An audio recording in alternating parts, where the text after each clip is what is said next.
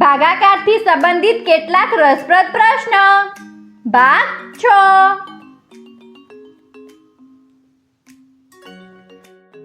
આજે આપણે શીખીશું ભાગાકારમાં થવાવાળી એક ભૂલ વિશે.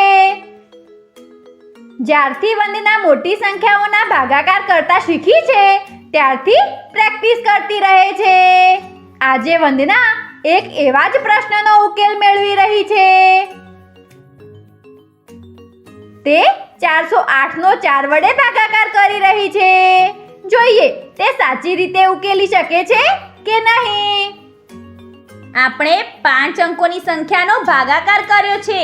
આ તો ફક્ત 3 અંકોની સંખ્યા છે.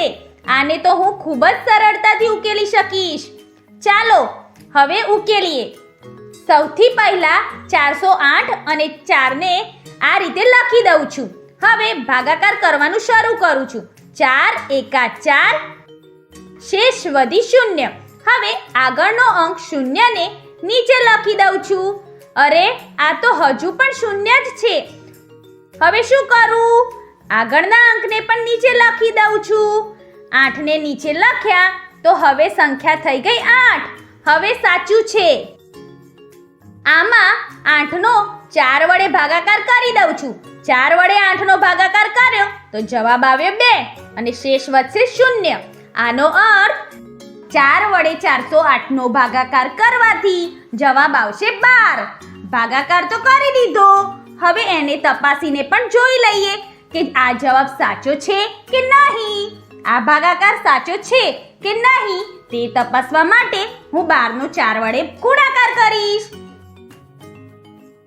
4 2 8 અને 4 એકા 4. જવાબ આવ્યો 48. અરે આ શું? જવાબ તો 408 આવવો જોઈએ. એનો અર્થ ભાગાકાર કરવામાં મારાથી કંઈક ભૂલ થઈ ગઈ છે. હવે મમ્મીની મદદ લેવી પડશે. મમ્મી, મને લાગે છે કે મેં ભાગાકાર કરવામાં કોઈ ભૂલ કરી છે. તમે મારી મદદ કરો ને. જુઓ વંદના, જ્યારે તું અહીંયા હતી ત્યારે તે એક ભૂલ કરી છે. હવે અહીંથી એને ઉકેલો. જ્યારે ત્યારે ભૂલ થશે ત્યારે હું તને જણાવી દઈશ. સારું, હું 0 ને નીચે લખી દઉં છું. આ અંકને નીચે લખ્યા પછી પણ સંખ્યા 0 જ રહે છે. માટે આગળનો અંક પણ નીચે લખી દઉં છું. ઊભી રહે વંદના. શું થયું મમ્મી? હવે મને સમજાઈ ગયું કે તું શું ભૂલ કરી છે. જો તે જ્યારે 0 ને નીચે લખ્યો છે તો તારે એ વિચારવાનું છે કે 4 ને કયા અંક સાથે ગુણાકાર કરીએ તો જવાબ 0 મળે. હું સમજી નહીં મમ્મી. આપણને 0 જવાબ કઈ રીતે મળશે? આપણે જ્યારે કોઈ પણ સંખ્યાનો 0 સાથે ગુણાકાર કરીએ તો જવાબ 0 જ મળે છે.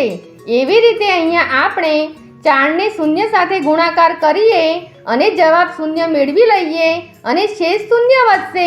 હા, હવે મને સમજવામાં આવ્યું. હા વંદના, હવે આખો ભાગાકાર કરીને સાચો જવાબ જાણી લે. હવે 8 ને નીચે લખી દઈએ અને 4 વડે 8 નો ભાગાકાર કરી લઈએ. જવાબ આવ્યો 2. કારણ કે 4 ગુણ્યા 2 8 થાય છે અને શેષ વધી 0. આનો અર્થ એ થયો કે 408 નો 4 વડે ભાગાકાર કરીએ તો જવાબ આવ્યો 102. શું હવે સાચું છે? તું જાતે જ તપાસી લે.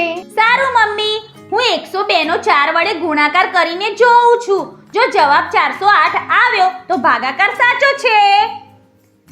હા, 102 નો 4 વડે ગુણાકાર કરવા માટે હું આને આ રીતે લખી દઉં છું. હવે ગુણાકાર કરું છું. જવાબ આવે 408. આનો અર્થ મેં સાચી રીતે ભાગાકાર કર્યો છે. આજે આપણે શીખ્યા કે મોટી સંખ્યાઓમાં ભાગાકાર કરવાની સાચી રીત શું હોય છે.